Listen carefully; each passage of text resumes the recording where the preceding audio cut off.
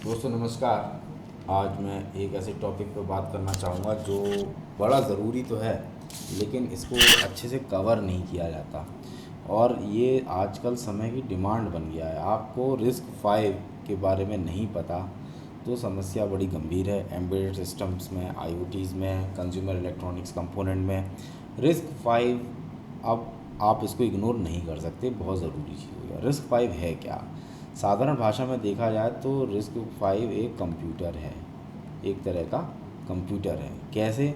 जैसे कि आपका इंटेल का i5 एक कंप्यूटर है, AMD AMD ये भी एक प्रोसेसर है। इसी तरह से RISC-V भी एक तरह से प्रोसेसर है। और एग्जांपल बताओ प्रोसेसर के, एनवीडिया का आप GTX सीरीज़ ले, कोई से भी, मतलब ये अलग अलग कंपनियां हैं जो प्रोसेसर बनाती है। इसी तरह से क्या होता है कि एक और कंपनी है जो प्रोसेसर बनाती है जिसका नाम है ARM होल्डिंग्स। ठीक है, तो ये क्या करते हैं, ये बोलते हैं कि हम है ना आपको ऐसे IC बना के नहीं देंगे, हम क्या करेंगे, आपको देंगे IP core, instruction set processor core या इंटेलेक्चुअल प्रॉपर्टी कोर। वो बेसिकली क्या बोलते हैं कि हम आपको देंगे प्रोग्राम बना के आपकी पेन ड्राइव में, और ये प्रोग्राम जो होगा वो VHDL या फिर वेरीलॉग में लिखा हुआ होगा। वेरीलॉग में लिखा हुआ होगा। ठीक है, आप क्या करो, आप इस डिज़ाइन को अपने हिसाब से जैसे आपको चाहिए उस हिसाब से आप क्या करेंगे, आप इसको चेंज कर लो और मॉडिफाई कर लो डिज़ाइन को। हमें कोई आपत्ति नहीं है, मॉडिफाई करके आप इसको फैब्रिकेट करवा लो। फैब्रिकेट का मतलब क्या होता है कि आप इसकी IC बनवा लो। ठीक है, लेमन टर्म में बता रहा हूँ, तो ये समझना बहुत ज़रूरी है। तो क्या होता है कि जब आप ये काम करते हो तो इस काम को करते समय क्या होता है कि ये जो कंपनी है ना, ये कंपनी क्या कर रही है, आपको प्रोसेसर बेच रही है डिफरेंट $US के। ये क्या बोलती है कि आप ये लोगे तो आपके पास आप चिप बन गई, आप उसमें कुछ चेंज तो कर नहीं पाओगे, आप हमारी IC ले लो, आप हमारी IC से चेंज कर लोगे। तो इस तरह की आप डिज़ाइन को चेंज करके फिर आप फैब्रिकेट करना। इससे क्या रहेगा कि आपके पैसे कंपेयर टू इसके कम लगेंगे हार्डवेयर प्रोसेसर के। ठीक है, प्लस आप अपना फीचर एक्सटेंड कर सकते हो, वो सिर्फ आपके पास ही मिलेगा, किसी और के पास नहीं मिलेगा।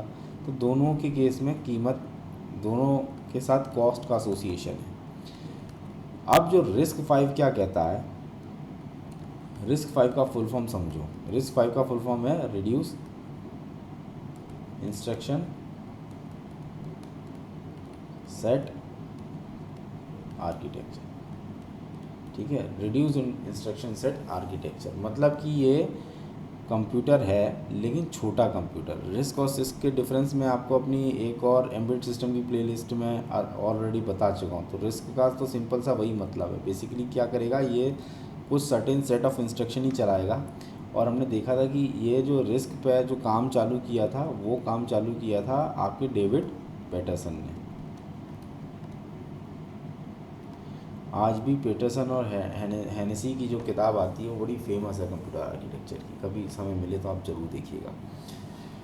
तो बेसिकली क्या बोलता है RISC, क्या बोलता है कि को हम ओपन स्टैंडर्ड हैं, जिसका मन करे वो हमारे लॉजिक को डाउनलोड करे या बना ले, कोई आपत्ति नहीं है। और इसका ओरिजिन कहाँ से हुआ था, बेसिकली ये UC बर्कले यूनिवर्सिटी से हुआ था। अब इसके पास इसकी ओन फाउंडेशन है, अपनी खुद की फाउंडेशन है इनके पास।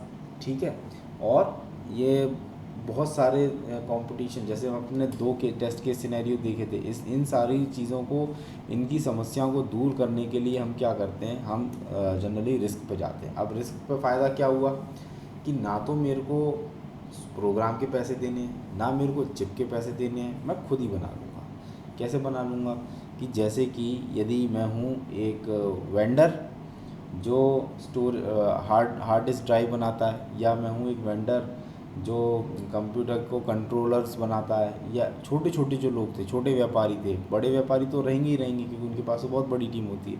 अब छोटे छोटे बिजनेस के लिए भी उनको अपना खुद का हार्डवेयर डिज़ाइन करने की फ्लेक्सिबिलिटी मिल गई। इसका मतलब क्या था, जो समस्या अभी इस तरह की प्रोप्राइटरी कोर्स में रहती थी वो समस्या भी नहीं आएगी यदि मैं अपना डिज़ाइन स्क्रैच से बनाता हूँ। अब मेरे को किसी को पैसे नहीं देने, कोई कॉपीराइट का वायलेशन नहीं है, सब बढ़िया है। तो इसलिए क्या होता है कि RISC-V बहुत ही ज़्यादा मार्केट में चला, हार्ड डिस्क में, टेलीफोन के कंट्रोलर्स बनाने में, ठीक है, और स्मार्ट वॉच बनाने में। अब जहाँ भी छोटी छोटी चीज़ें आप देखो, छोटी मेमोरी मैनेजमेंट यूनिट बनानी है ना, हर जगह मतलब AI और IoT के केस में तो ये डोमिनेट ही करने लग गया एक तरीके से, ठीक है। तो इस तरह से ये बहुत ज़्यादा पिक्चर में आया। अब इतना ही पर्याप्त नहीं है इसको जानने के लिए। अब मैं आपको दिखाता हूँ कि किस तरह से दिखता है, इस तरह के इसके जो डिवाइसेस होते हैं वो देखने में कैसे होते हैं। जैसे कि ये आप है साईपी लोगन करके एक है, इतना छोटा सा कंप्यूटर है। यहाँ ये एंड्रॉयड आर्डिनो टाइप का दिखता है। कनेक्शन बनाइए, यूज़ करिए, ऊपर से LCD ला रखी है, USB से प्लग करो, इस्तेमाल करो। कीमत कितनी है? मात्र it is very very cheap. अब नहीं मिलेगा इतना सस्ता कंप्यूटर, 729 रुपीज़, ठीक है। लिंक्स मैं ऑलरेडी दे ही रखा हूँ आपको, और चाहिए मैं इमेजेस सर्च करी थी तो वहाँ से लिंक मिली थी। तो इसी तरह से अब आप ये वाला देख लीजिए। ये इसमें क्या है, डिस्प्ले अटैच करो, USB-C टाइप से पावर दे दो, अंदर ही ये RISC-V की कोर बनी रखी है, अटैच करो, यूज़ करो। अब आप सोचो कि जब आपको ओपन सोर्स का, अब ये कंपनियाँ, ये नई नई कंपनी, नाम नहीं सुना होगा इन कंपनियों का, तो इन कंपनियों को एक मजबूती मिली, मार्केट में नए नए लोग आने लग गए, अपने अपने प्रोसेसर्स RISC-V को सपोर्ट करने लग गए। इस तरह से बहुत सारी चीज़ें हुई। दो और दिखाता हूँ इसी सीरीज़ में। अब आप देखेंगे कि ये बिल्कुल आर्डिनो टाइप का बोर्ड लग रहा है, टोटल RISC-V है। ये बोर्ड बहुत ज़्यादा डोमिनेट करता है। इसकी थोड़ी सी कीमत ज़्यादा है, ये 2500 से 3500 के बीच में आता है। अब डिपेंड करता है कि कौन सा वेंडर कितने में दे रहा है। सेम आर्डिनो है, ठीक है, और लेकिन ये क्या, RISC-V के सारे इंस्ट्रक्शन चलाता है। बहुत ही अच्छा बोर्ड है, मैं इसको हाईली रिकमेंड करूँगा। ये भी बोर्ड बहुत अच्छा है, RISC-V का ही है, सीड नाम से है। सीड का हमने एक और वर्जन देखा था। तो इस तरह से ये सारे बोर्ड्स हैं, ये दिखने में ऐसे ही होते हैं जैसे सामान्य कंप्यूटर, लेकिन इसके बारे में बहुत कुछ ऐसी चीज़ें हैं जो जनरली लोगों को पता नहीं है। तो मैंने सोचा कि मैं क्यों ना एक वीडियो सीरीज़ बनाऊँ इसी चीज़ पर और इसको आगे कवर करूँ। तो दोस्तों, अभी मैं आपको बताऊँगा RISC-V के फीचर्स क्या होते हैं। फीचर्स, RISC-V का फीचर सबसे ज़रूरी जो होता है वो एक होता है, ये एक बेस ISA है, मतलब बेसिक फाउंडेशन देता है। साथ ही साथ में ये आपको बहुत सारी एक्सटेंशंस देता है, अलग अलग तरीके की एक्सटेंशंस मिलेंगी, और जो कि आपके प्रिविलेज मोड्स होते हैं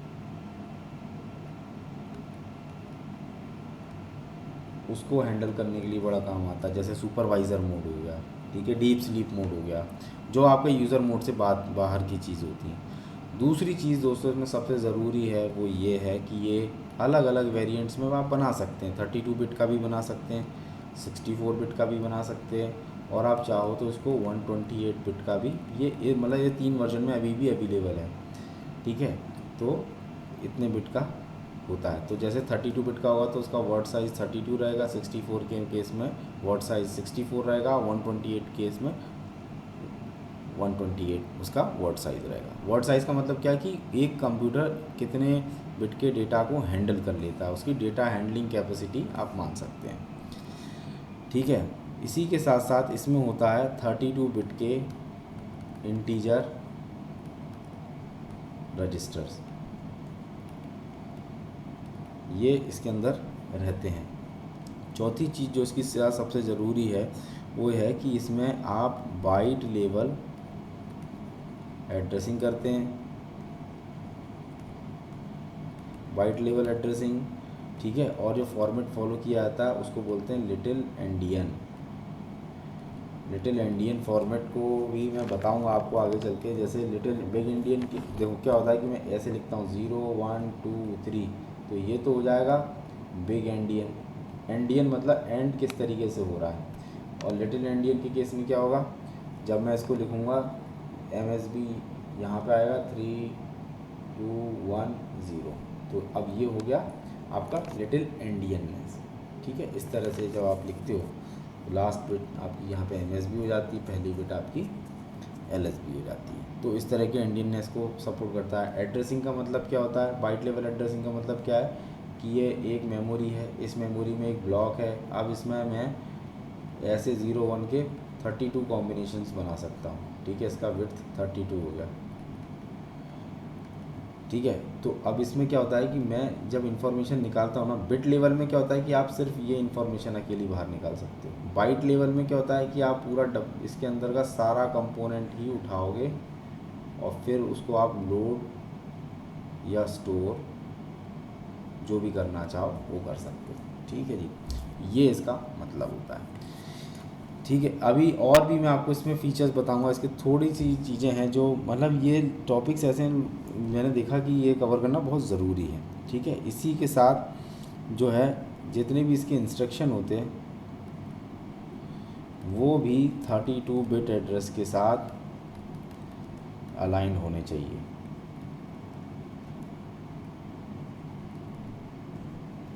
ठीक है। मतलब कि इंस्ट्रक्शन का साइज़ भी उतना ही होना चाहिए।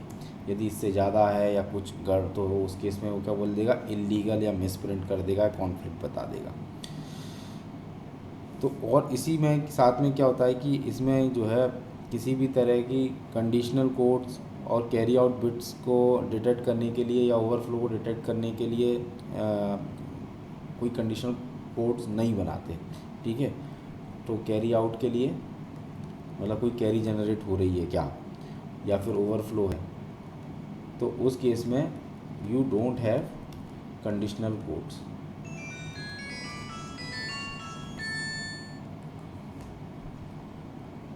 नहीं होता अपने पास, ठीक है।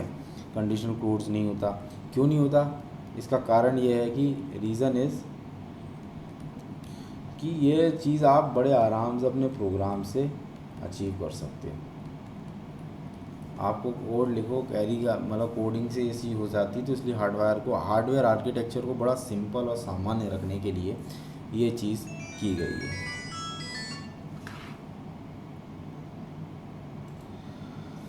सामान्य करने के लिए रखी गई है, ठीक है। इसी के साथ दोस्तों एक और पॉइंट होता है इसमें जो कि है कंपैरिजन, जो है ब्रांचेस में ऑलरेडी बिल्ट इन होते हैं। बिल्ट इन कंपैरिजन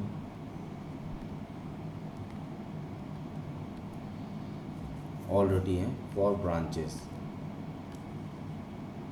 अलग अलग तरीके के इंस्ट्रक्शन होते हैं, जैसे ब्रांच इफ़ इक्वल, ठीक है। आपने बोल दिया ये और ये 2 वैल्यू के साथ इस ऑफसेट के साथ, मतलब कि ये अपन जब आगे और देखेंगे ना तो ये सारी चीज़ें और अच्छे से कवर करेंगे। ऑफसेट की स्पेलिंग ये होती है दोस्तों, सॉरी, ठीक है। इस तरीके से आप इसको देख सकते हो।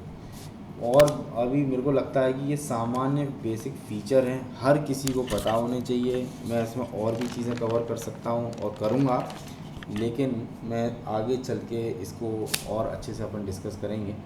अभी हाल फिलहाल के लिए इतना ही बहुत है। यदि किसी के भी कोई डाउट हो इस टॉपिक से रिलेटेड तो आप कृपया कमेंट सेक्शन में ज़रूर बताइए।